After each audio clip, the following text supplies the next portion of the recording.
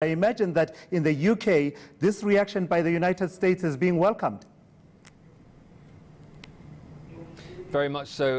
The Brits are very pleased indeed that the Americans have acted in this way. At the time of the attack, and when Britain first very quickly came out and said it believed Russia was behind it, there was a sense here in London that Donald Trump in particular in the United States and sections of his administration had been a little bit slow to support that British thesis. And so this will be seen as vindication of the fact that the Americans clearly are on board with the British conclusions with regards to the fact that Britain believes Russia was responsible. So we've heard a couple of lines from the UK government today. The Foreign Office describing this as part of a strong international response, says that it sends an unequivocal message to Russia that its provocative, reckless behaviour will not go unchallenged. We've also heard directly from the new UK Foreign Secretary Jeremy Hunt. He says if we are going to stop chemical and biological weapons, including nerve agents, becoming a new and horrific 21st century norm,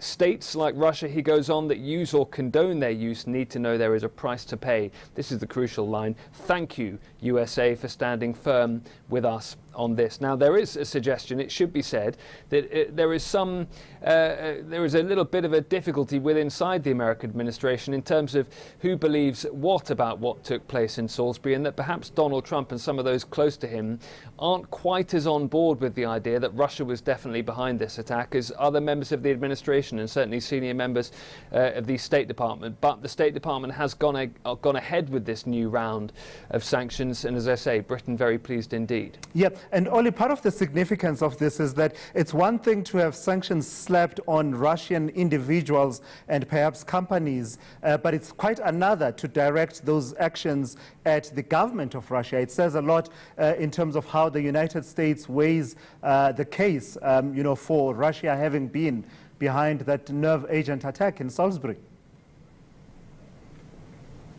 And clearly carefully considered the American response in terms of exactly who and exactly what to target. With regard to this specific new round of sanctions, some of them are aimed at certain electrical components, the export of certain electrical components that the Americans believe could have a military application, technology which can have military applications as well. There are some further sanctions with regards to financial services as well. But crucial to all of this is that the Americans are also saying that if they don't see a change in behavior essentially from the Russians within 90 days, then there may be more sanctions to follow. And it's been suggested that those sanctions, those further sanctions, could target things like flights between the United States and Russia, perhaps targeting the Russian airline Aeroflot. And so that is part of the reason that today on international markets we've seen the Russian ruble has been hit against various other international currencies on international markets. We've also seen Aeroflot shares, that Russian airline, struggling very much indeed. The Russian economy has been struggling for a number of years under the force of international sanctions over a number of perceived transgressions by the West with regards to Russian behavior. And so another round of sanctions, certainly in terms of the cumulative effect, adds to the difficulties that the Russian economy has. And that's part of the reason we've seen recently that pivot to the east from Russia and attempts to find international markets elsewhere. I imagine, though, Olly, that while the UK is welcoming these sanctions, that there must be a fair bit of chatter about what to make, heads of or tails, in as far as the American foreign policy is concerned. Just recently, there were questions about the US's commitment to, and being on board with the rest of the NATO leadership. And also we saw that meeting between Donald Trump and Vladimir Putin in Helsinki, and Trump has invited Putin to the White House, and all of a sudden you're seeing this. It sort of goes against the tide, as some would have read it.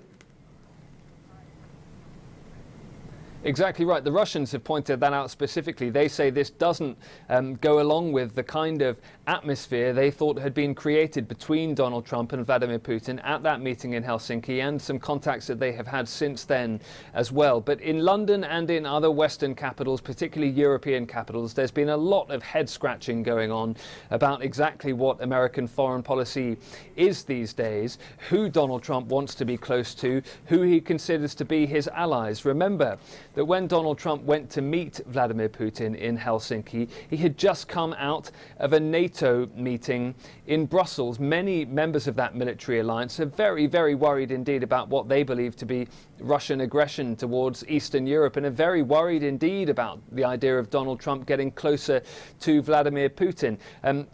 The German Chancellor Angela Merkel was criticized by Donald Trump ahead of that meeting. The French President Emmanuel Macron and France's trade policies were criticized ahead of those meetings too. So a lot of European and Western leaders are looking over the Atlantic towards America. They're seeing what they believe to be American policy, and they're seeing what comes out of Donald Trump's mouth and what he puts on Twitter as being often very different indeed. And so a confusing picture is emerging in all of this, and that goes back to where we started here, that idea that the State Department and officials there might be a little bit clearer in their minds about what took place in Salisbury and about the proper response to it than Donald Trump has been.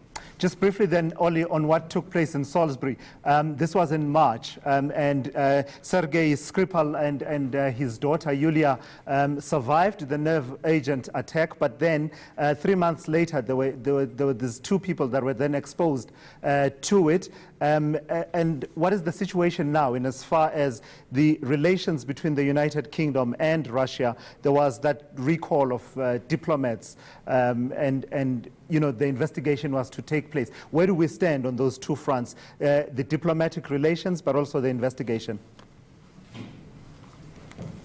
Well, in terms of diplomatic relations, they remain at an historic low, if not an all-time low, between the two countries, not going anywhere fast, it seems. We've seen no sense in recent weeks that things are getting better in terms of relations between Britain and Russia. With regards to the investigation, of course, those two people that you spoke about who were exposed later to Novichok in Salisbury, one of them lost their lives. The other is recovering and therefore able to help that police investigation. Sergei and Yulia Skripal have recovered and have also been assisting authorities, but the Russians point to that as part of their concern, part of their confusion in all of this. They say they want there to be what they call a transparent investigation. They say they haven't been given access to Sergei and Yulia Skripal to talk to them. They wonder whether Sergei and Yulia Skripal were even held, detained against their will in hospital for some time. So that's part of the Russian plan here, is to kick up confusion and ask questions about the investigation, about what took place in Salisbury, and say it's a little less clear-cut than the Brits are painting it to be. But Britain is very, very clear that this was a nerve agent attack on British soil that they say was carried out by Russia. Olly, thank you for that. Olly Barratt, part of the eNCA team of correspondents, watching the globe turn for you and bringing it all to you here on eNCA.